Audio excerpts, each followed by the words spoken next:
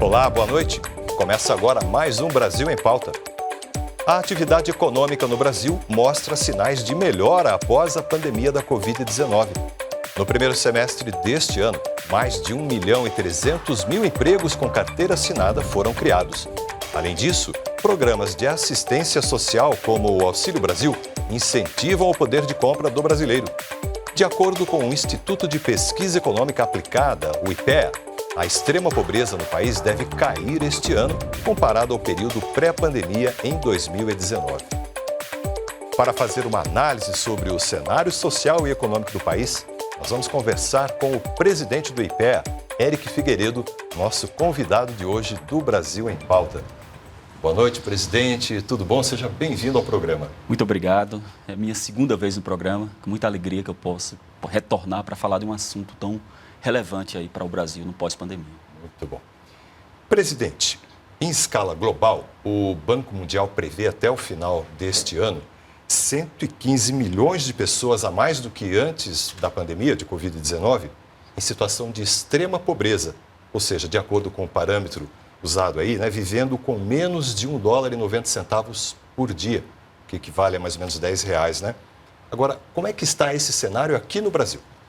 Bem, é importante pontuar alguns movimentos dos últimos anos. O mundo vinha reduzindo de uma forma continuada a pobreza extrema.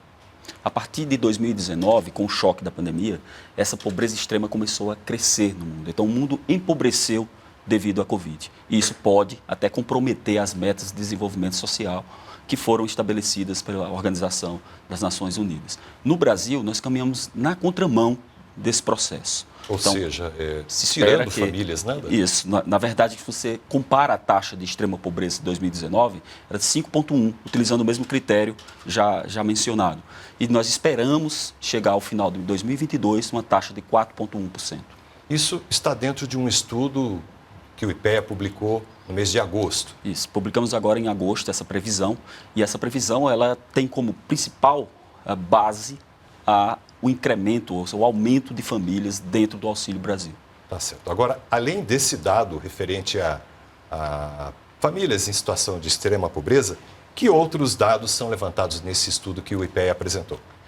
Bem, é importante pontuar dois grandes movimentos na economia brasileira. Por que é que o Brasil está na contramão do mundo no sentido, o mundo crescendo a pobreza e o Brasil reduzindo a extrema pobreza. O Brasil, na verdade, vem apresentando números que contradizem o que está acontecendo no mundo. Você tem uma taxa de crescimento que, no início do ano, era previsto que o PIB de 2022 caísse 0,5%, até por organismos internacionais, e nós já estamos fechando uma previsão na casa de 3%. Nós temos uma recuperação muito rápida do mercado de trabalho e nós temos, do outro lado, programa social sendo ampliado e mais gasto social. Mas essas duas coisas, elas caminham juntas. Você não tem a superação da condição social, ajuda aos vulneráveis, sem que a economia cresça, sem que você gere emprego formal. Então, a gente pode deduzir que esse estudo aponta essas duas tendências, né? De um lado, a recuperação econômica, são dados levantados nesse estudo e que reforçam essa previsão de diminuição aí da extrema pobreza. Então, isso é o que explica o fato do Brasil estar com um resultado diferente de outros países e de outras regiões? Nossa grande preocupação nesse estudo foi conjugar a atuação social e a do mercado de trabalho. Então, a dinâmica econômica, ela possibilitou uma atuação mais expressiva, uma maior atuação na área social. Então, nosso estudo ele mostra, por exemplo, um dado interessante, é que para cada 1.000 famílias incluídas no Auxílio Brasil, nós temos uma geração de 364 empregos formais na mesma localidade. Porque você poderia aumentar o Auxílio Brasil na região Nordeste, por exemplo, e gerar um emprego na região Sudeste. Isso não contribuiria para a retirada dessas pessoas do programa social, para que essas pessoas possam superar a pobreza via esforço e via mercado de trabalho. Mas não, nós estamos registrando, poucas vezes isso foi registrado, isso é uma preocupação até da literatura, de que o Auxílio Brasil não concorra com o mercado de trabalho. Nós temos a coexistência desses dois fatores. Então, de fato, nós estamos experimentando hoje a chamada rampa da ascensão social. E como que o IPEA analisa essa possível correlação, então, entre a diminuição da pobreza e o aumento do emprego, né? A diminuição da pobreza via Auxílio Brasil e, por outro lado, a queda do desemprego, o aumento na oferta de emprego? Quando você analisa o cadastro único, nós temos lá pessoas que têm renda zero, essa renda é autodeclarada, e tem pessoas que têm algum tipo de renda, e essa renda geralmente é do mercado informal. Antes, você não podia acumular o Auxílio Brasil e um emprego formal. Então, isso era uma barreira para as pessoas. As pessoas optavam, dependendo das condições de trabalho, optavam por permanecer no programa social e obter algum tipo de renda informalmente, né? Com essa porta de saída, ou seja, você agora pode acumular o programa social e a carteira de trabalho assinada, você pode permanecer 2 anos no programa, isso facilitou que o mercado de trabalho aquecido, ele possa demandar pessoas do mercado informal e do Auxílio Brasil. Então, as pessoas estão ingressando no mercado de trabalho sem a preocupação de perder o seu benefício e sem a preocupação de, ao perder o emprego, ter que voltar para o final da fila. Então, são 2 movimentos muito importantes. Por isso que essa conexão entre economia e proteção social, ela está se dando de uma forma harmônica. Essa é a nossa análise mais geral desses números. Para você ter uma ideia, 33% do emprego gerado desse número que foi apresentado no início do programa, 1,3 bilhões de novos empregados, 33% foram gerados em municípios com menos de 100 mil habitantes. Então, isso é significativo. Nós temos também uma descentralização do emprego. Quando você mergulha nesses novos empregados, você observa que você tem uma parcela expressiva de jovens, você tem uma parcela expressiva de pessoas que saem do mercado informal para entrar na formalidade. Então, você está ampliando não só o emprego, mas também ampliando o que se chama de população economicamente ativa. Então, as pessoas estão procurando mais emprego. Então, essas vagas criadas também se dão nos mais variados setores, segmentos e portes de empresa, né? Quer dizer, não é apenas um movimento que reflete a contratação por grandes empresas, mas em todos os patamares aí, digamos. Tem um movimento silencioso que eu acho que está confundindo alguns especialistas. Historicamente, você tem uma relação entre crescimento econômico e emprego. Só que as reformas que foram implementadas recentemente no mercado de trabalho e no ambiente de negócios, ela facilita a abertura de empresas. Então, você tem aí um sucesso estrondoso das normas regulamentadoras. Então, você, de fato, extinguiu ou aperfeiçoou mais de 30 normas regulamentadoras. Isso facilita a abertura de pequenos negócios. E um pequeno negócio contrata um cidadão com baixa qualificação, né? E contrata um cidadão que vem do auxílio do programa social. Numa cidade de pequeno porte. Então, essa relação entre crescimento do PIB e emprego, ela está mudando ao longo do tempo. Essa transformação microeconômica, ela é muito importante. E isso está fazendo com que especialistas errem a previsão. E no início de 22, em fevereiro de 22, especialistas diziam que o mercado de trabalho só atingiria a taxa de desocupação de 9,5% se nós passássemos 3 anos seguidos crescendo a 3,5%. Nós já atingimos 9,3%. Então, já frustrou essa expectativa em menos de um ano. Por quê? Porque eles estão olhando a economia do passado. Né? O Brasil hoje tem uma maior facilidade de abertura de negócio, o Brasil hoje tem também uma relação de trabalho mais flexível, mais harmônica, e tem um programa social que conversa, que dialoga com o mercado formal de uma forma mais clara. Tá certo. O senhor preside o IPEA, que é um órgão, assim, uma instituição de excelência no país, no que diz respeito à pesquisa, à análise sobre o desenvolvimento do Brasil, né? Sobre esse estudo publicado pelo IPEA, de que forma ele contribui para a formulação de políticas públicas, que é basicamente o papel do IPEA, né? O IPEA, ele tem, assim, falando de uma forma bem geral, né, para o público, tem 3 funções. Primeira, de pesquisa, de analisar quais são os temas mais relevantes da economia. Então, nós temos a área social muito bem fundamentada no IPEA.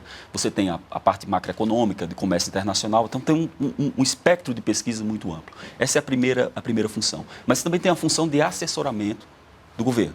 Então, o IPEA, ele auxilia na elaboração das políticas econômicas. E também auxilia na análise dessa política, na avaliação dessa política. Então, ele atua desde a formulação da ideia até o assessoramento da política econômica em si, que é elaborada lá pelo Executivo, e depois na avaliação para verificar se essa pesquisa funciona, se a política pública, de fato, produz os resultados que ela prometeu. A gente falou aqui da importância dos auxílios, né? O emergencial, o Auxílio Brasil. A gente não falou em termos de valores, né? O governo brasileiro injetou R$ 1 trilhão para enfrentar os efeitos da pandemia da Covid-19. Esse aporte de recursos, qual foi a importância dele para esse resultado que agora o estudo aponta? É preciso tomar uma certa cautela com esses valores. O governo aportou R$ 1 trilhão com responsabilidade fiscal, porque não é apenas o aporte do dinheiro. Se você aporta esse dinheiro sem a âncora fiscal, esse ganho distributivo, e falando especificamente da área social, esse ganho distributivo ele se torna uma perda no futuro. Então você tem que tomar muito cuidado. Não é só injeção de dinheiro, é de você ter, na verdade, os fundamentos fiscais capazes de você aumentar o gasto social. E é isso que o governo tem feito. Né? Essa PEC recente, ela tem um determinado valor, né, de gasto social, mas esse determinado valor já está coberto pela âncora fiscal. Funciona como no domicílio, como na nossa casa. Você, para você promover bem-estar da sua família, você tem que ter o equilíbrio fiscal. Se você promove o bem-estar da sua família baseado em empréstimos, em coisas que não estão de acordo com a sua renda, no futuro essa conta chega. E quando essa conta chegar, você vai ter que tirar todos os benefícios que você promoveu para a sua família. E sua família volta para um bem-estar mais baixo. Então funciona como uma pobreza. Tá? É um gasto social feito com responsabilidade fiscal e também de olho no impacto positivo de retomada da atividade econômica. De certa forma, a atividade econômica ela caminha muito próximo dessa. Nesse período em específico, ela está caminhando muito próximo. Você tem a atividade econômica puxando o benefício social. Então, você não coloca o carro na frente dos bois, né? Você não gasta e depois vai em busca da atividade econômica. Você tem um resultado econômico e depois você pode promover o gasto social para acolher as pessoas mais vulneráveis do Brasil. Tá certo. Bom, presidente, nós já estamos finalizando a primeira parte dessa entrevista, mas eu já vou deixar aqui uma pergunta para o senhor ir pensando e depois a gente continua, né? O IPEA, segundo inclusive outros estudos que a gente já tem conhecimento, revisou a previsão do crescimento da economia brasileira para este ano. Então, eu vou querer saber do senhor por que o IPEA fez isso, né? E o que isso representa, né? Mas depois do intervalo a gente retoma esse assunto. Nós voltamos em instantes com o presidente do IPEA, Éric Figueiredo, no Brasil em Pauta. Até já.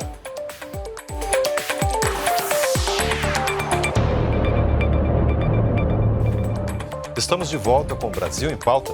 O convidado hoje é o presidente do IPEA, Éric Figueiredo.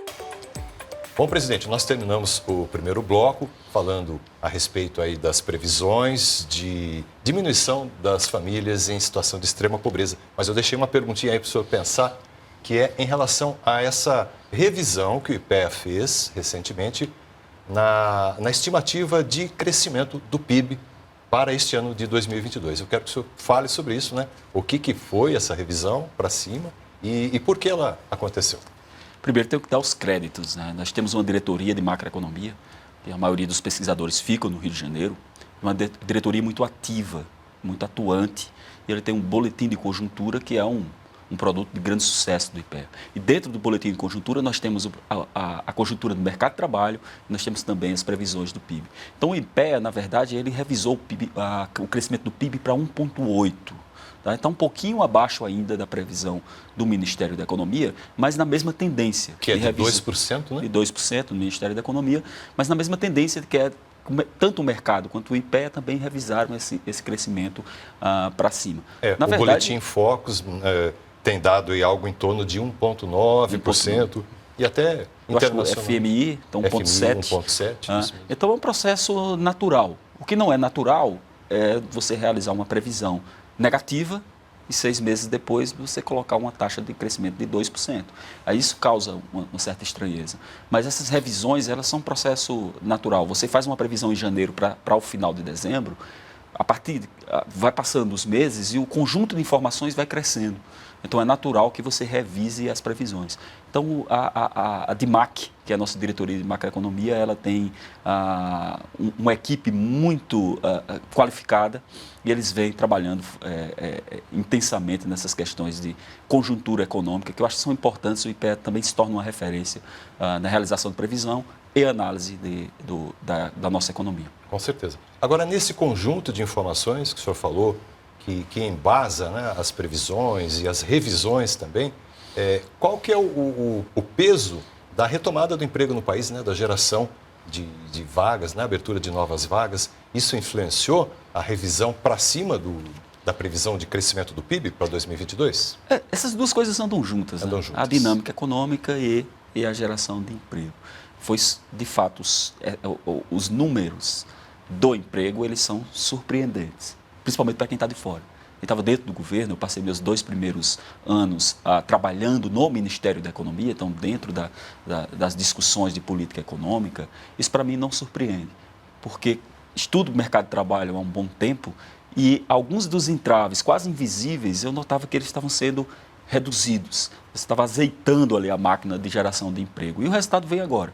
Por que não veio antes? Você tem uma série de restrições por conta da pandemia. Então, o Brasil, na verdade, ele está numa trajetória muito virtuosa da economia, num pós-pandemia.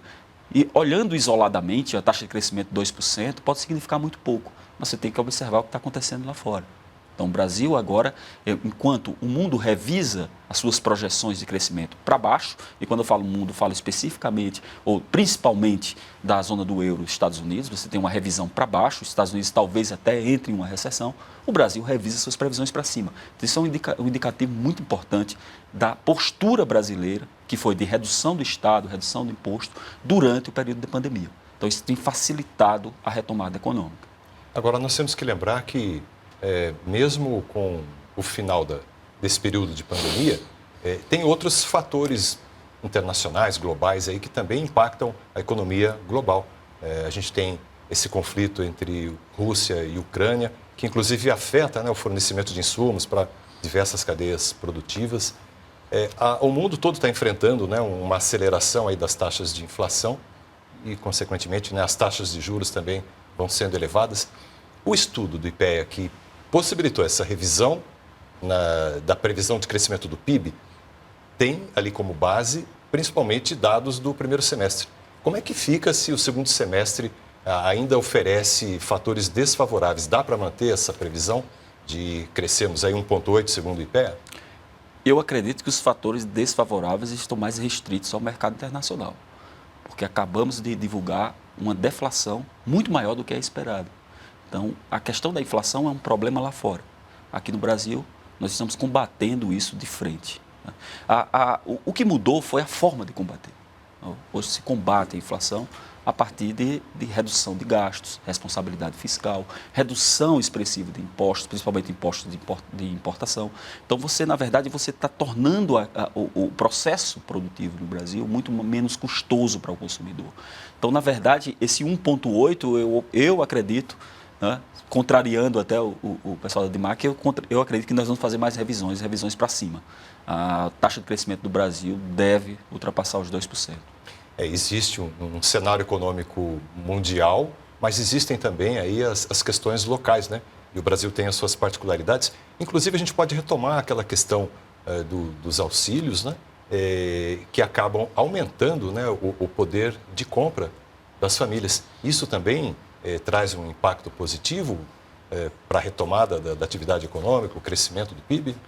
Certamente tem um impacto direto no bem-estar das famílias. Tá? Quando se fala do aumento, se fala muito do aumento nominal. Então, você tem um ticket médio, o valor pago, em média, para as famílias era na casa de R$200. Tá? Agora, passando para R$600 com o Auxílio Brasil. A partir de agosto. Isso é em termos nominais. Em termos reais, porque você pode contestar esse número dizendo que as coisas ficaram mais caras devido a esses inúmeros problemas, principalmente a questão da guerra da Rússia e Ucrânia.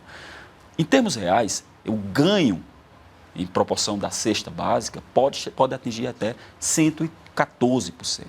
Então, nós estamos falando de ganho real para as pessoas mais vulneráveis, ganho real de renda. Então, isso é muito importante. Então, o bem-estar dessas famílias é preservado. Tem uma questão social, uma questão humanitária de preservação. Isso só foi possível porque o mercado de trabalho está aquecido. Se você está com uma crise econômica e você aumenta o gasto social, sem responsabilidade fiscal, você agrava a crise econômica. Então, esse é o principal ponto, né? Que não é o auxílio em si que está gerando a dinâmica econômica, é a dinâmica econômica que está possibilitando a ampliação do auxílio. Certo.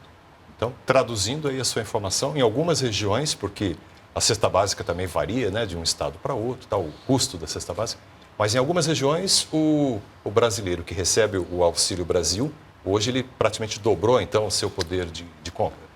Praticamente dobrou em algumas regiões. Esses dados da nota, eles avaliam todas as capitais que têm informação sobre cesta básica disponível.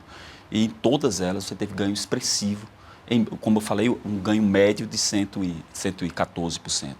Mas em todas as regiões você teve ganhos expressivos de renda. Essa é uma notícia muito importante. Positivo. Porque as pessoas, só quem conhece de fato a realidade, né, social do Brasil, que conhece quem são as pessoas, e eu costumo brincar com isso de certa forma, que às vezes as decisões são tomadas por pessoas que não têm ideia de como vivem as pessoas abaixo da linha da pobreza. Não convivem, talvez por questão do círculo social, mas quem olha ali com a lupa, observa como as pessoas de fato vivem, qual é o dia a dia dessas pessoas, sabe da importância do ganho de renda. E sabe que essa renda pode ser utilizada para que essa pessoa tenha mais tranquilidade para poder se qualificar ou procurar uma ocupação melhor. Então você garante a comida na sua casa, então você tem mais tranquilidade para buscar um emprego e não pegar a primeira opção, talvez nem seja a melhor opção. Então essa é a ideia do auxílio, é você preservar a integridade dessas famílias para que elas possam, no futuro, com a rampa da ascensão social, deixar o programa. O maior sucesso de um programa social é fazer com que as pessoas superem as suas necessidades via esforço. E é esse o ponto central desse novo desenho do Auxílio Brasil. No primeiro semestre do ano, o CAGED indicou aí quase 99 milhões de brasileiros ocupados. Esse número tem uma tendência de crescimento? Qual que é o viés aí? Eu acho que tem uma tendência de crescimento, mas a taxas menores, né? Porque, na verdade, você tem um contingente de pessoas desempregadas maior, você pode crescer um pouco mais no mercado de trabalho. Vai chegar um ponto em que a economia vai continuar crescendo, demandando mais trabalhadores, mas a taxa de inclusão desses trabalhadores no mercado formal, ela vai reduzir. Mas a boa notícia é que se espera, de fato, que a gente ultrapasse esses 100 milhões de empregados aí. Quem sabe até o final do ano não atinge esse número. E, após atingir esse número, você vem, na verdade, com um processo de valorização do trabalho. Porque você vai ter uma força de trabalho empregada, uma força de trabalho produtiva, e isso vai refletir no salário delas. Então, essa é a ideia. É um choque de produtividade na economia brasileira a partir da formalização do trabalhador. Tá certo. Nós falamos sobre o papel do IPEA, né, na análise, na formulação, no apoio, né, à formulação de políticas públicas. Vamos falar um pouquinho sobre o papel do Estado na economia da nação. Os programas, as políticas públicas, as ações do Estado têm um papel indutor do crescimento econômico? Como é que o senhor vê essa afirmação? Bem, o Estado brasileiro ele criou uma série de dificuldades ao longo dos anos para o empreendedor. Criou uma série de dificuldades para o trabalhador. Então, o papel principal do Estado hoje é remover um pouco dessas dificuldades. É reduzir imposto, é reduzir burocracia, e recentemente nós tivemos ganhos muito expressivos de redução de burocracia, redução do tempo para abertura de empresas, redução de regras absurdas para que você abra uma pequena empresa. Então, só quem tentou abrir uma empresa sabe das dificuldades, a quantidade de alvarás e a quantidade de regras que não fazem muito sentido. Então, essa flexibilização é o primeiro passo. Essas reformas microeconômicas são muito importantes. Eu, particularmente, não acredito que o Estado como indutor do crescimento. Na minha visão é que o Estado ele tem que ser reduzido, tem que se concentrar, de fato, nas áreas prioritárias e deixar que a iniciativa privada tome a frente no processo de investimento no Brasil. Isso é que vai fazer com que nós tenhamos um crescimento sustentado. inclusive nesse período agora de arrefecimento da crise. Seria esse o papel mesmo.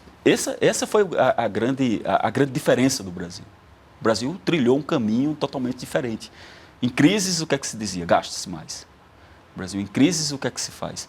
Vamos dar liberdade para as pessoas, liberdade econômica. É evidente que, pontualmente, teve um aumento do gasto social. Eu nem chamo o auxílio emergencial de gasto social. Ele não era focalizado nos pobres, ele era para todos os informais. Então, ele tem uma função ali também de manter a ordem enquanto se tivesse restrição de circulação para que as pessoas pudessem até mesmo combater a questão do vírus. Mas, no segundo momento, você tem que colocar o pé no freio, pagar pelos seus gastos, e isso o Brasil fez. O Brasil gastou, mas o Brasil não jogou esse gasto para gerações futuras, ele está pagando pelo seu gasto. A relação dívida-PIB ela tem que cair de forma expressiva. Basta lembrar que as previsões eram que se atingisse 100%, 110% da relação dívida-PIB. Nós estamos na casa de 76%, não sei o número correto, mas na casa de 70%. Certo. Então, o Brasil fez a lição de casa tomando um caminho totalmente diferente. Por isso que o resultado está aparecendo. Então, esse experimento do Brasil, ele está sendo copiado por outras nações. Então, de olho. Como combater a inflação? Vou combater a inflação reduzindo imposto de importação. Isso o Brasil já fez. Tá ótimo. Presidente, muito obrigado pela conversa boa que nós tivemos aqui. Espero contar com a sua presença numa outra oportunidade. Eu que agradeço. Boa noite e até a próxima. Até a próxima. Hoje eu entrevistei o presidente do IPEA, Eric Figueiredo. E o Brasil em Pauta termina aqui, mas você pode conferir esta ou outras entrevistas nas nossas redes sociais ou baixando o TV Brasil Play. Obrigado por sua audiência. Até a próxima.